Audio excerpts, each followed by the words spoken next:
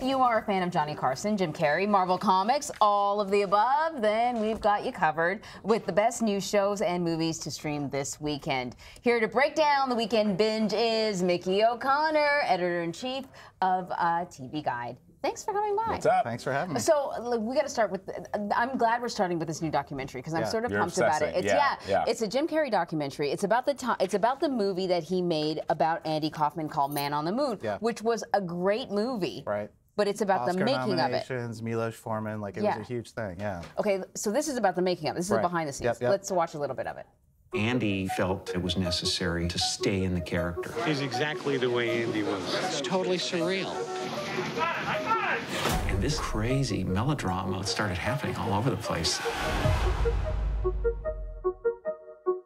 Jimmy said they came down hard. Who's they?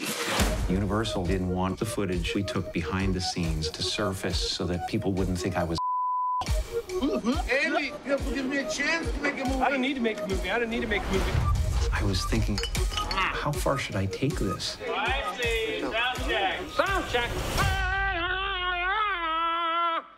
It's working. How far would Andy take it?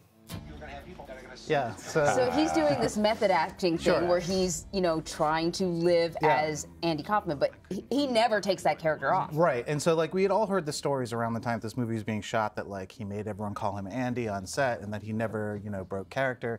But this is like something else, and this is like, you know, him saying like this is what Andy Kaufman would do if he was in the situation, because of course he was known for outrageous, outlandish behavior in public situations. But you know, it's like it sort of skims the line between like, is he just being like a super method actor, or is he like losing his mind on the set? And the fact that he participates in this is pretty fascinating because he really is a little bit self-aware about it and like takes a look back and says like, this is what was going on at the time. You know, I'm always on the fence about method actors and their craft. There was that famous story that's been told in Hollywood where Dustin Hoffman is talking to Sir Laurence Olivier and he says, you know, how do I play this role, and how do I get into the mind of this character that I have to play? And Olivier says, acting, dear boy. You know, and I just think that that's like, I respect the craft of the method actors, but we'll see how this, you know, looks to people who are not in on it with you when you're trying to be this other person. I think it's like, it's one of those things where it's like, it reminds me of like, you know, Larry David, like cringe comedy. It's like you're watching it and you're kind of like, is this really happening? But it's also like so crazy that you just like keep watching and watching. Yeah. All right, so let's talk about Netflix and the new Marvel release based on the Punisher, the character that's obviously famous in the comics, but also the very same character that has been in the other Defender characters, specifically Daredevil. It's coming out. Let's take a look, and we'll talk about it. It's part of a covert CIA operation. The man in charge wants to meet that. Homeland. The FBI. Everybody's part of this.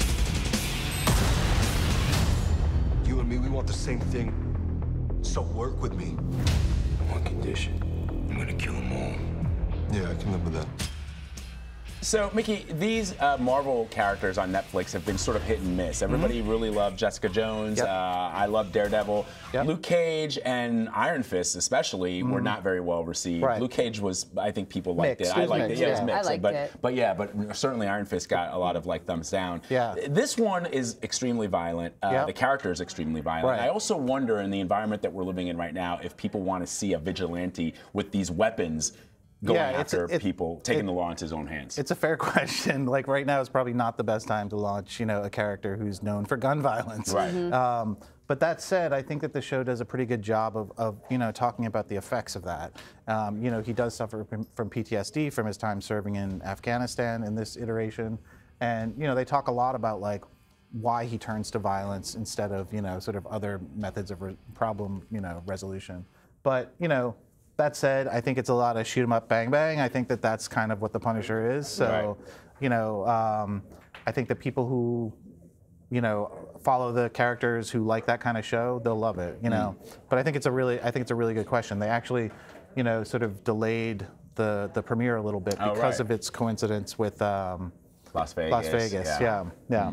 So, interesting. Okay, so then we have another one, a Hulu series. It's called There's Johnny, because it's about Johnny Carson. That's right. Let us take a listen. Okay. Who's this? New courtship? No, he's just helping out. Carry on. Fred DeCordova, executive producer. Writers, they're animals. I take this to Mr. Carson's house? If you lose this, America has no jokes tonight. Do you want America to have no jokes tonight? These guys are gonna be all over you. Clavin! You're coming with us! Parts of this experience are making me uncomfortable! This is Joy. I have to give Johnny an idea of what to ask you. You work at The Tonight Show. What do you do there, exactly? I don't know, actually. This looks awesome. Yeah, it does. This looks great. Yeah. So this is a show that was actually created for CISO, the sort of NBC's comedy streaming platform that shut down. And so after it shut down, Hulu acquired this show. You know, obviously it's about behind the scenes. It's The Tonight Show in the 70s. You know, there's some familiar faces. Jane Levy is an actress who was in that show Suburgatory. She plays a booker on the show. Tony Danza plays the executive producer, Freddie DeCordova, sorry. And yeah, and it was created by Paul Reiser, who had such success with Mad About You. Yeah, it's very nostalgic, and it's a lot about the fact that it's kind of like when you watch The West Wing and it's about the president, but it's not really about the president. Okay, so I was gonna say, is it totally fictional, or is there nuggets of? I think it's fictional, but I think that it's probably truth being stranger than fiction. Right. You know, I think that there's probably a little truth in there, but this show is about all the people who work on the Tonight Show, and the character of Johnny Carson, he's in the show, but he's sort of mysterious, and he's sort of holed away at his house in Malibu, and they have to bring stuff to him all the time and everything. So it's kind of interesting. That's pretty cool. I like this idea because now, with social media, we see behind the scenes everything now, and this is an era that's still quite a mystery to us. And I think that it'll be interesting to see how they talk about and sort of show what went on behind the scenes in some of the ways that through perhaps a 2017 lens. Exactly, through a 21st century, 2017, 2018 lens. Could be very different. Yeah, absolutely. As Mad Men showed us. Right.